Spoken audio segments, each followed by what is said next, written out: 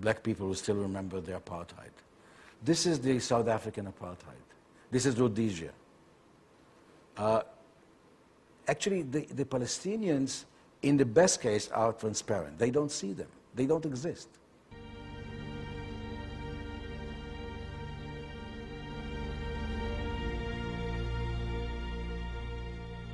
The latest chapter of the Israeli policy, and especially that of Prime Minister Ariel Sharon, father of the settlement movement, is in its final installment to create permanent facts on the ground and shape the future of the Palestinian state. In June 2002, Israel decided to encircle the West Bank, including East Jerusalem, with a wall or a fence, depending on who you ask. The International Court of Justice calls it a wall. In some areas, it is indeed a 25-foot-high concrete wall, while in other areas, it is a fence surrounded by razor wire, trenches, patrol roads, and surveillance cameras. Palestinians call it an apartheid wall. Israelis call it a security fence. You can't explain the major elements of the occupation by security. You can't explain 200 settlements by security. Israel did not go out and build Ma'ale Adumim for security reasons, and it never claimed to. You can't explain the highway system. You can't explain the policy of house demolitions. You can't explain land expropriation. You can't explain really the closure, the way it's done, because most of the closure is internal, within the West Bank and within Gaza, not between them and Israel.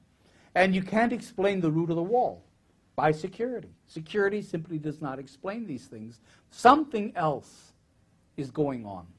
Just look at the route of the wall and the picture definitely will become clearer. The border between Palestine and Israel, between the Palestinian territories and the Israeli territories, is 315 kilometers long. Meanwhile, the route of the wall is 670 kilometers.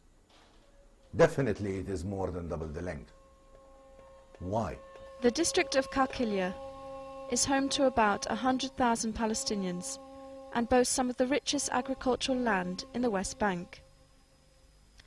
But Qalqilia has been walled in, so that Israel can annex the Israeli settlements around the district. Look at what's happened to the city and surrounding villages, how they've been choked, cut off from each other, Palestinian from Palestinian, caged in by surrounding walls and fences, separated from their livelihood, their land. The farmers of Qalqilia have become landless. هذا الجدار برك من نص الأرض، قسم الأرض قسمين وكلع كل زيتون وخرب الأرض كلها. الزيتون لما هم يقصوا فيه حامل والأولاد تحته في الشجرة ويعيطوا وإحنا نكون إن شاء الله إن شاء الله ولا هذا رزقتنا ما لناش إشي يعني هناك إلا هالقطعة.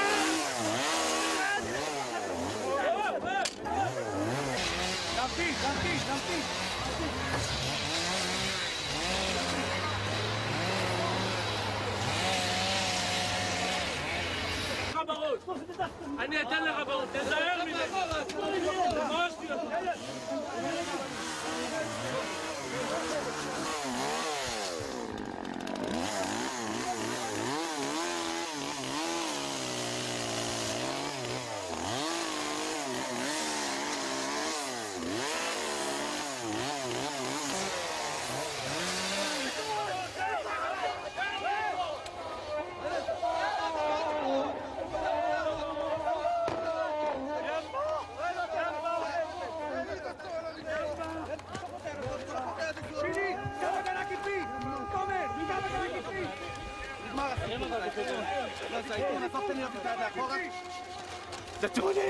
دتولي يابا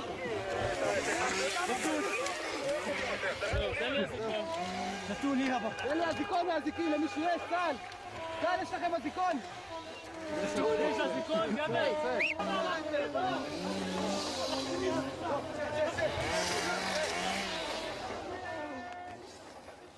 an olive tree takes between 7 to 10 years to bear a fruit. And the Israeli bulldozers uproot it and steal it in a minute. The tree for us as Palestinians is alive. We will keep planting and we will keep on living. The wall, of course, does not stop in Qalqilia. Its path continues 22 kilometers deep inside the West Bank, encircling and annexing the settlement block of Ariel. The Ariel block splits the West Bank into almost two pieces. It creates small enclaves of isolated Palestinian communities and destroys any chance of having a future contiguous state of Palestine. The wall continues its path, encircling and annexing more settlements and more Palestinian land, while devastating many farming communities in its path. Hundreds of thousands of olive trees have been uprooted, 35,000 meters of irrigation network destroyed, more than 40 water wells lost. In the path of the wall, there were many trees, many homes, many farms, many people, and every one of them has its own story.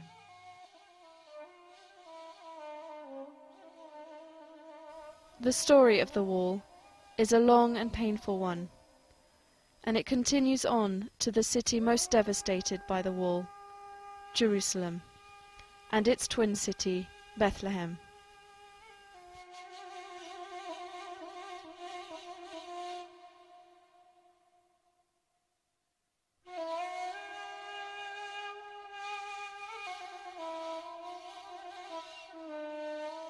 Upon completion of the wall in Jerusalem, tens of thousands of Palestinians will find themselves outside the walls of the city, cut off from their city and their livelihood. By doing this, Israel will have succeeded in changing the demographic makeup of the holy city. It's heartbreaking what's happening in Jerusalem. You know, at the beginning of this year, it took us months to figure out how to send thousands of children to their schools and teachers to the classes. The walls zigzag in and around Jerusalem, Jews in and Palestinians out. Mothers unable to reach hospitals to deliver their babies, children unable to reach their schools, Muslims and Christians unable to reach their holy places to worship. It is a war against our existence that Israel is waging. Settlements and the wall are the tools to achieve their obsession of Judaizing the place. Israel is using its settlements to fragment the Palestinian presence in Jerusalem, to destroy East Jerusalem as a coherent urban and economic entity, and in that way to destroy the economic heart